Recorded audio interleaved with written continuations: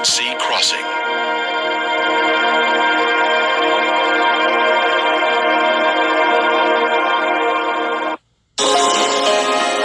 Egypt is steeped with a grand history of ancient science, technology, and beautiful structures. But is there evidence of the children of Israel ever living there? The children of Israel were living in the best of the land of Ramses, as Pharaoh had commanded. This area is the fertile Nile Delta in northern Egypt.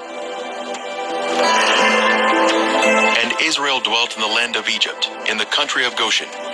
This also describes the fertile Nile Delta. The Nile Delta is shown here at the northern termination of the Nile, full of lush vegetation, in contrast to the surrounding desert. On the night of Passover, the firstborn in each Egyptian home died in the final plague. Then, the children of Israel left Egypt that same day. And the children of Israel journeyed from Ramses to Succoth.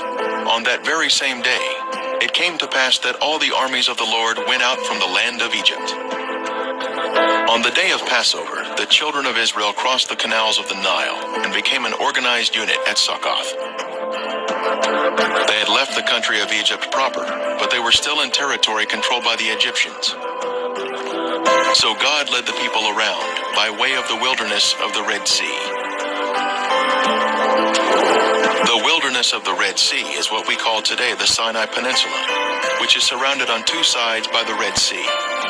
It was through the northern region of the peninsula that they traveled day and night, making their rapid escape from the hands of Pharaoh. During the day, they were shaded by the pillar of cloud that would have also provided moisture for them. At night, the pillar of fire would have given them light for their journey. At Etham, they turned south and headed through the mountains in the wilderness of the Red Sea, traveling through a narrow canyon, then stopping at the Red Sea. This expanse of water is called the Gulf of Aqaba today, but in Moses' day, it was called the Red Sea. King Solomon also built a fleet of ships at Ezion-Geber, which is near Elath, on the shore of the Red Sea, in the land of Edom. Ancient Elath is modern-day Eilat, Israel. Our modern Gulf of Aqaba is the ancient Red Sea, or Yam Suf. This is the beach where the children of Israel were trapped with nowhere to escape. The Egyptian army was fast approaching, and it appeared death was imminent. The children of Israel cried out, "Because there were no graves in Egypt, have you taken us away to die in the wilderness? Why have you so dealt with us to bring us out of Egypt?" The children of Israel were already out of Egypt when they were preparing to cross the Red Sea. This would exclude any crossing of the Bitter Lakes or the Gulf of Suez. It was at this site that God was preparing to demonstrate to prove his loving care for them. This is the large beach on the Gulf of Aqaba, called Nuweiba, Egypt. This is where it appeared that the forces of darkness were about to be triumphant, but God was in control. Across the Gulf is the land of Midian and the holy mountain of God.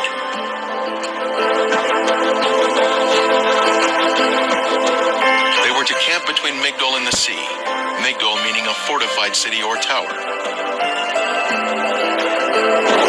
At the north end of the beach are the remains of an ancient fort, still partially standing today. It was once a 3-story structure, capable of housing hundreds of Egyptian soldiers who could have prevented any northern escape from the beach. The location is precisely at the narrowest point of land, between the mountains and the sea, in order to control the movement of travelers through the area. The fortress today is receiving a fresh coat of stucco, which is unfortunately covering up the original stone blocks. At the front of the fortress, we were able to see the stonework that formed the entrance into the structure.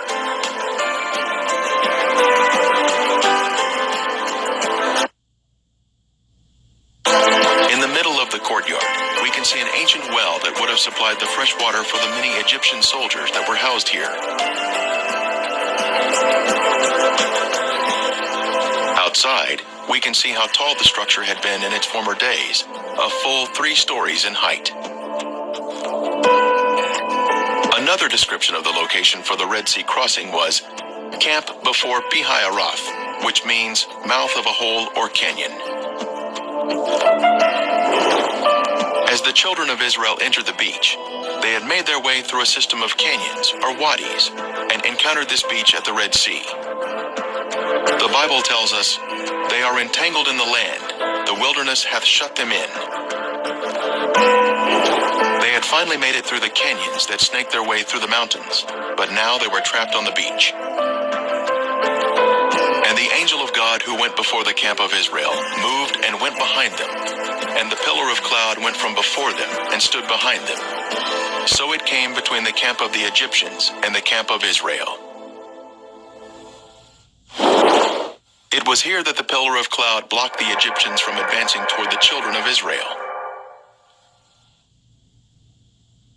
For there was on each side a ridge of mountains that terminated at the sea, which were impassable by reason of their roughness, and obstructed their flight. There must have been excitement as they reached the beach at the sea, but that soon turned to gloom as they discovered their plight. They were trapped on the beach, awaiting their death at the hands of Pharaoh. From the middle of the beach, we can see the opening of Pi-hahiroth in the distance, but we head south in order to locate an amazing marker here at the beach.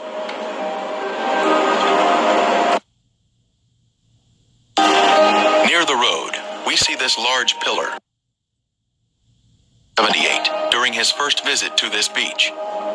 It had fallen down and was lying in the edge of the water, but today it is about 500 feet from the sea and has been set in concrete.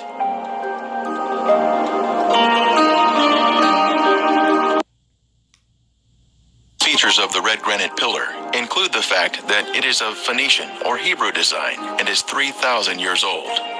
It was placed here for a reason, to mark the location of the crossing of the Red Sea on dry ground.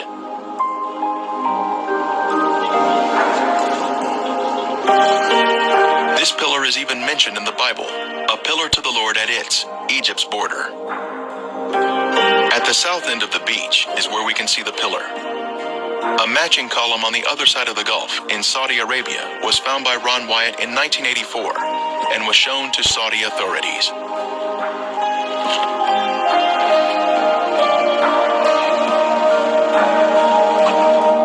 On the Saudi pillar were Hebrew inscriptions which included the words Pharaoh, Mizraim or Egypt, Moses, death, water, Yahweh, Solomon, and Edom. The inscriptions on this column have been removed, since the Egyptians living here were not excited about a Hebrew celebration marker located in their own backyard. Using Google Earth, one can zoom in on the beach here and spot the pillar standing near the road. This is an exciting use of technology to see the Bible come alive.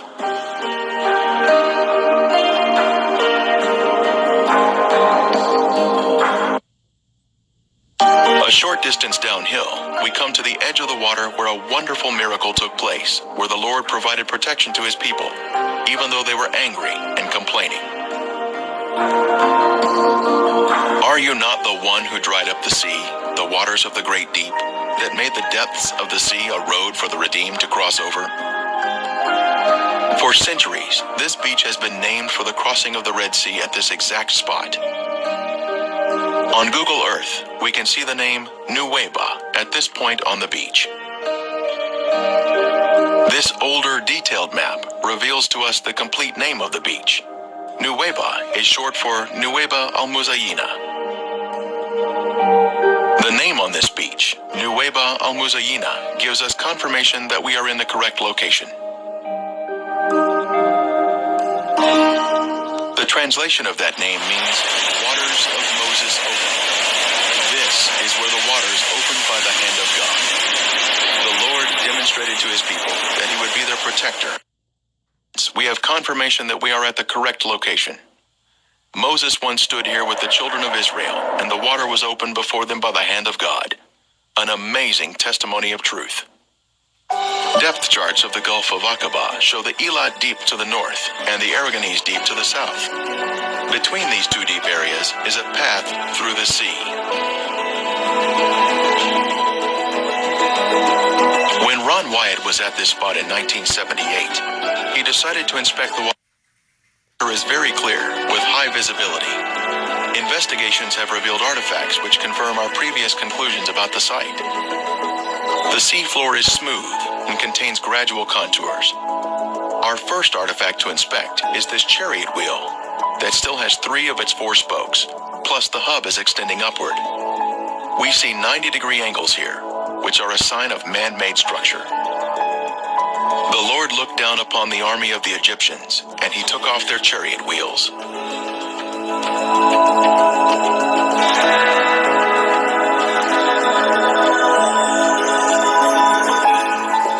The chariot wheel with 6 spokes was the most widely used by the Egyptians. Egyptian chariots were known to use metal hubs in the center of the wheels. Using metal detectors, divers have found metal in the raised hubs that are now covered in coral. Here we see another 4-spoked chariot wheel with 1 spoke missing and a center raised hub. The coral here has preserved the chariot parts by retaining the man-made structure, even after the wood has disappeared. Here we see another wheel suspended on its axle, standing at attention. It has 6 spokes and a raised center hub.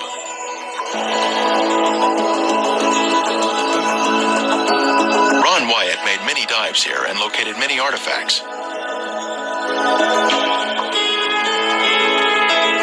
This could have once been a chariot cab.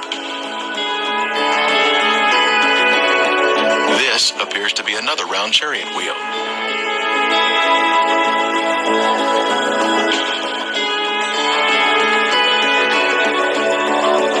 Horse remains have also been found here, such as this shrunken hoof. Horses are not in the Sinai Peninsula today. Human remains have also been found, such as this coral-covered femur bone on the right. Lab tests confirmed that it is in fact bone.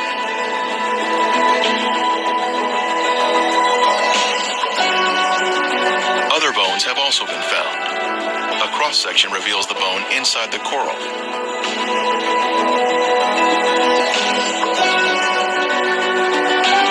Here we see a chariot wheel standing on its axle in this old 1978 footage shot by Ron Wyatt.